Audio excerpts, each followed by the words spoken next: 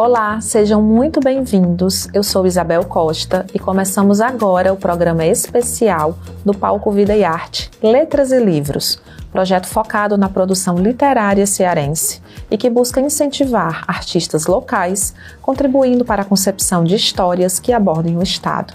Na 5ª edição do projeto, como novidade, temos a realização do primeiro Prêmio Literário Demócrito Rocha.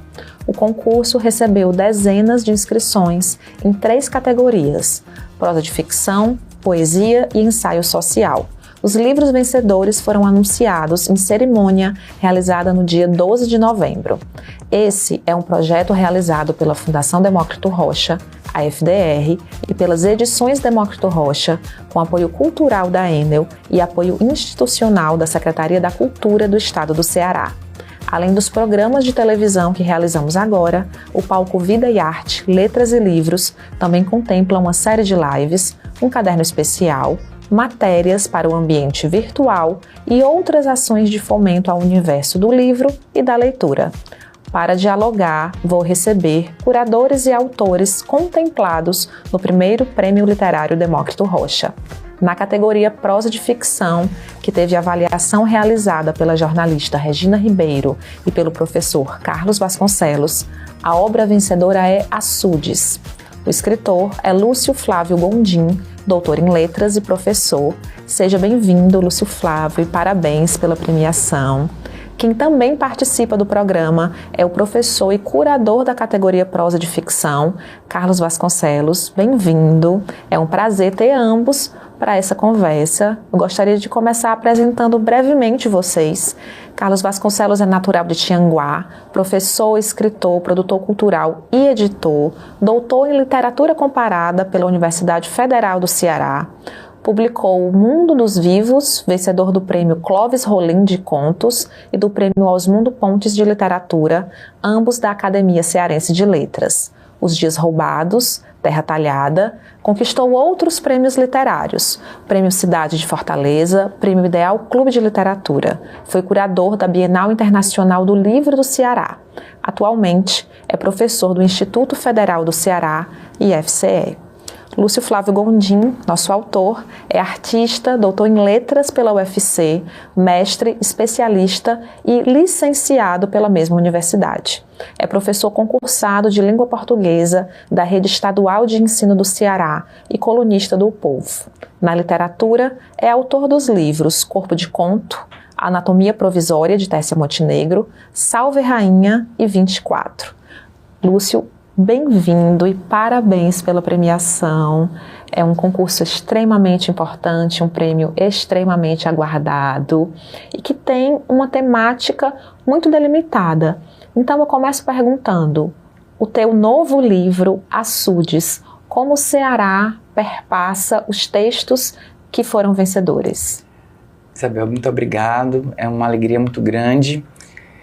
Eu sou natural de Quixeramobim, né? É o ponto geográfico central do estado, mas vivo em Fortaleza desde criança, desde bebê, né? Mas passava longas férias, longas temporadas no Sertão Central.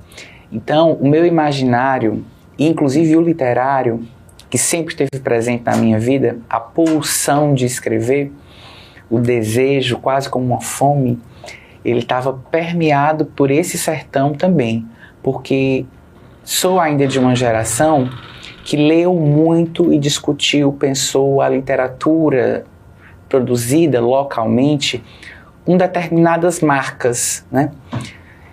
E na minha concepção, todos aqueles elementos sertanejos, eles talvez garantiriam uma possibilidade mais artística para o meu texto.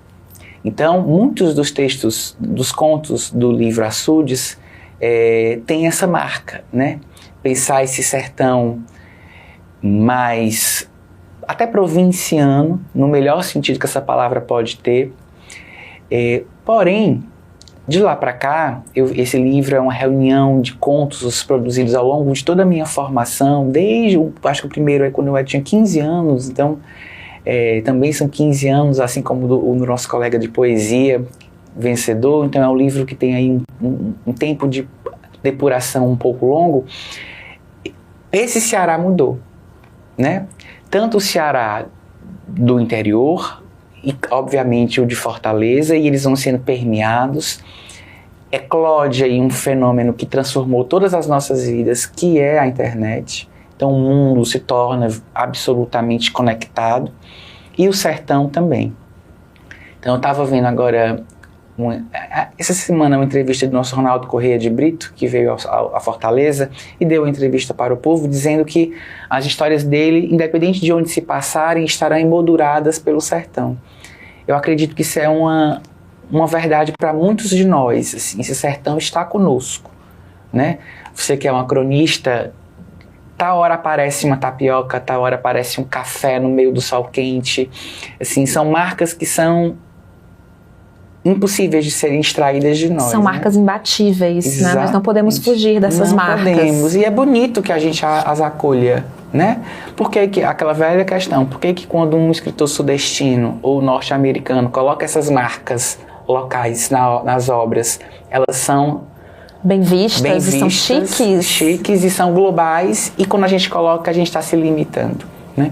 Mas, finalizando essa primeira pergunta, o Açudes, ele é todo um livro feito de tensões entre essa perspectiva mais provinciana, entre essas temporalidades, essas marcas de comportamento e de crenças mais ligadas ao interior sertanejo, e essa outra forma de ser nordeste, de ser cearense, que a gente chama de cosmopolitismo, né, metropolitano. Então é nesse choque, né, desses valores, dessas crenças, que é feita, e isso inclusive está no próprio nome da obra, né, entender um açude como uma construção ficcional, humana, que imita o mar, que traz essa água para essas populações.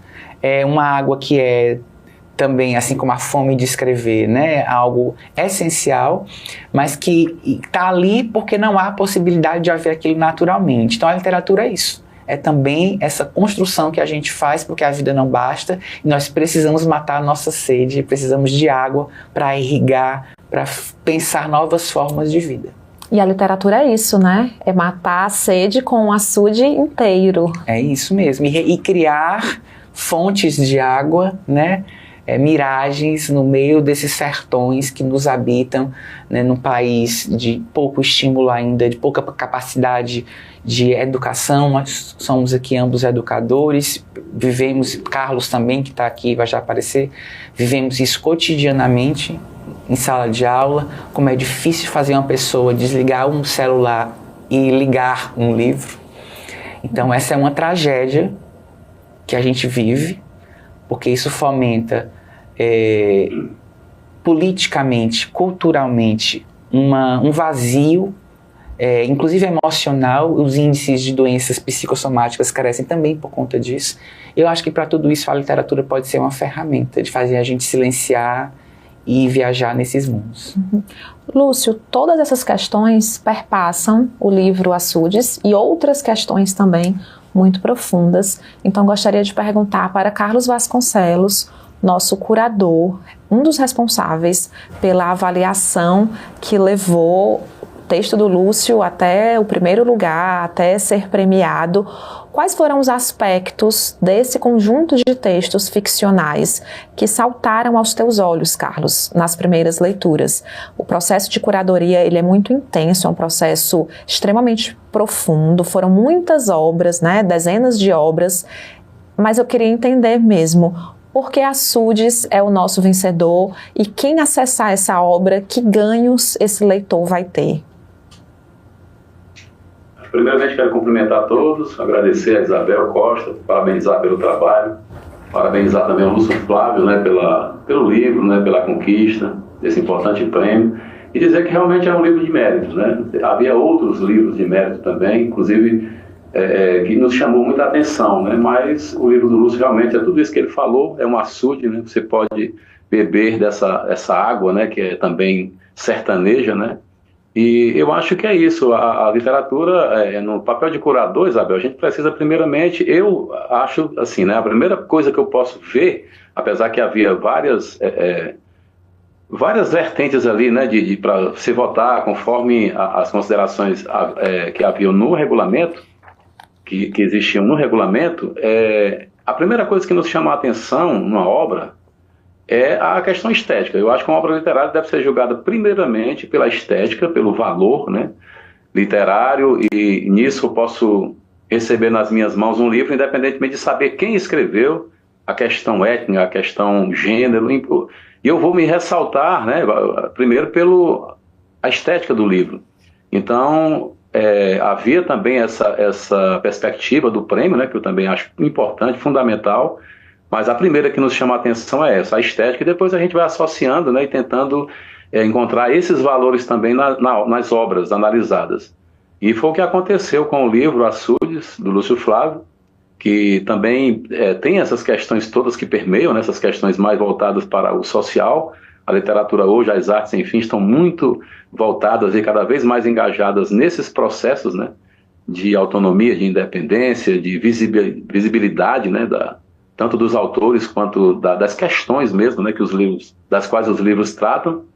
Então, foi importante nesse sentido também, né? Muita gente se sentiu à vontade para se inscrever nesse prêmio, muita gente também não se sentiu devido às temáticas, por não terem produções, mas foram muitas, né? Então, assim como foi rápido também o prazo, eu acho que existe uma grande demanda, né, dessas problemáticas que estão na sociedade e que estão sempre espelhadas também ou interpretadas na literatura. Carlos, o Ceará, nosso estado, tem uma verdadeira tradição na prosa de ficção. Nós temos autores como José de Alencar, Rodolfo Teófilo, Adolfo Caminha, outros autores que são extremamente importantes e relevantes a nível nacional e a nível internacional também. Eu queria entender o que diferencia a prosa de ficção feita aqui no Ceará, se há alguma linha estética, se é possível traçar do que diferencia, e não falando desses autores mais antigos que já são consagrados, mas os nossos autores novos. Temos aqui o Lúcio, temos outros autores também. O que é que esses autores estão produzindo e o que é que eles têm para nos oferecer? Você como professor, mas também como um artista, tem acompanhado essa cena? Sim, claro. Inclusive, eu percebo isso até como escritor também. Eu acho que essas questões, é como o Lúcio falou, né?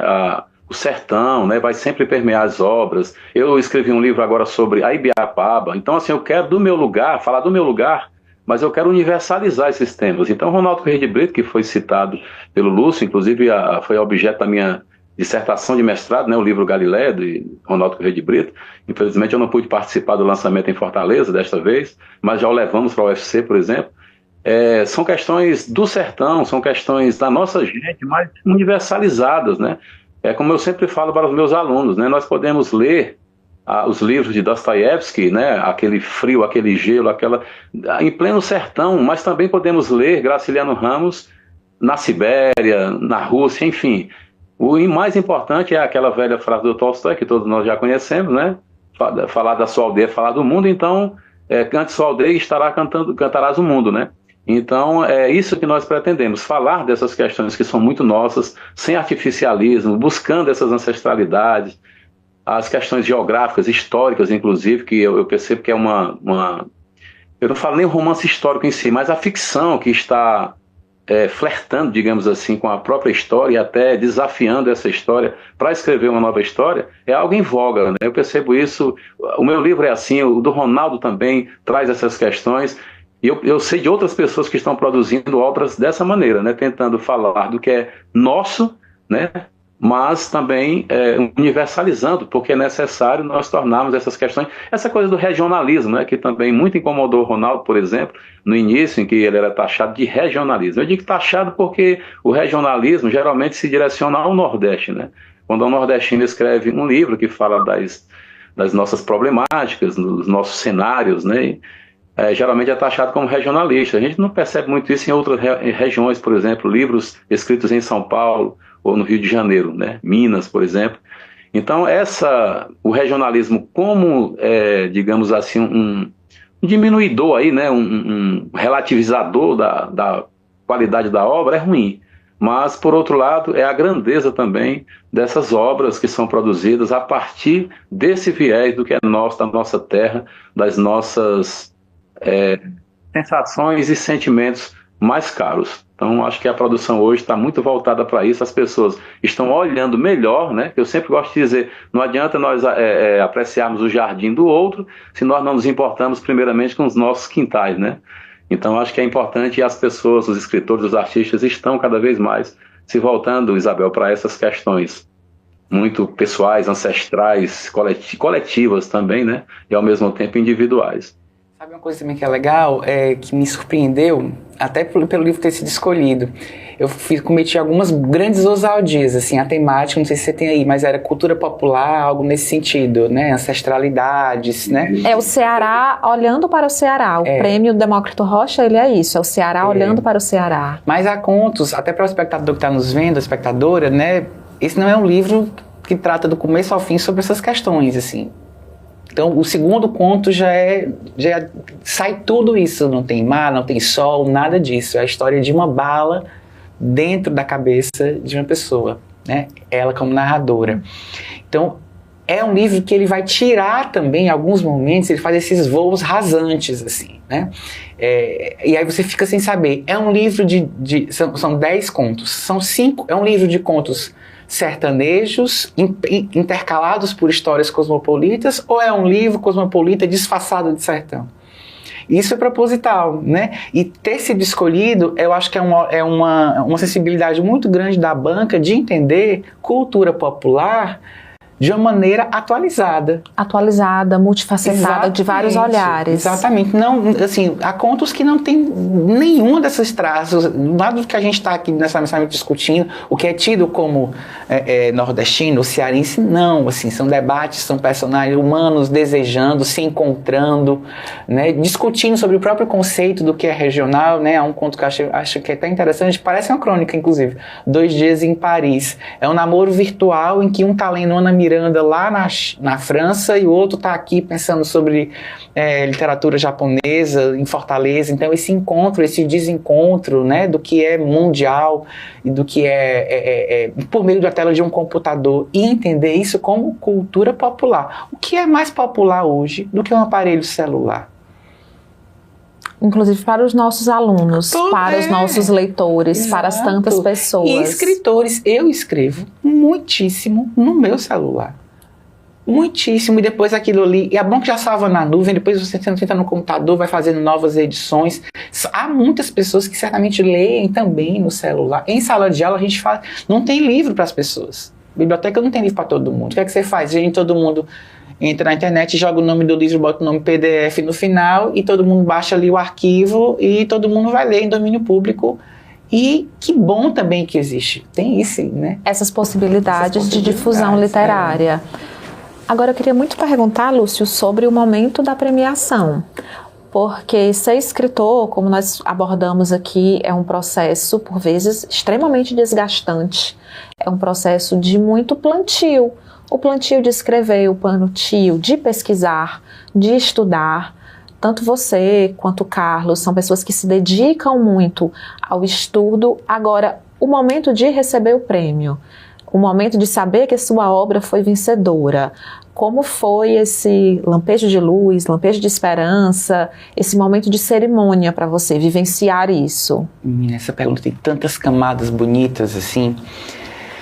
Primeiro que eu não estava aguentando mais esperar pela data, né? A gente ficou sabendo um pouco antes, participou, estava previsto em edital, nós participamos ali do processo de finalização do livro. Mas é uma sensação de um êxtase, assim, e eu estava conversando agora também com o nosso colega que ganhou na poesia, Emerson, né? Emerson Cardoso, lá de Juazeiro, olha que coisa bonita. Ele dizendo que não vê a hora de pegar o livro nas mãos, né? A gente ainda, até nesse momento da gravação, ainda não recebeu, mas logo, logo estaremos com ele. Então, a gente que escreve, a gente acredita nesse processo. Então, você falou aí o trabalho de pesquisa, de escrita, de reescrita, de revisão. E quando lança o livro, começa outro trabalho. E que é muitas vezes tão indigesto, porque nós somos escritores, ou autoras, ou artistas, mas a gente precisa virar produtor, jornalista, assessor de imprensa de si próprio, publicitário, porque esse livro precisa circular minimamente, precisa vender minimamente.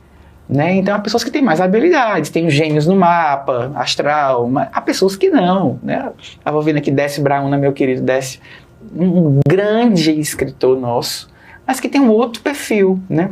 Então, é muito difícil. Então, esses momentos de premiação, eles colocam a gente nesse lugar desarticulado, como você usou aqui esse termo, né? Esse lugar desencontrado, em que a gente é artista porque a gente não tem lugar no mundo, penso eu. Essa possibilidade voyeur, né, de enxergar a vida, de refletir, alguma coisa nos falta em todos, mas em nós artistas nos falta algo além de que a vida não bastou para nós, ela precisa estar ali sendo pensada, elaborada semanalmente no jornal, no caderno, numa coluna, todos os dias na confecção de um romance, de um conto, de um poema. Então, quando colocam um holofote na gente, uma câmera, aquilo é também desafiador, né?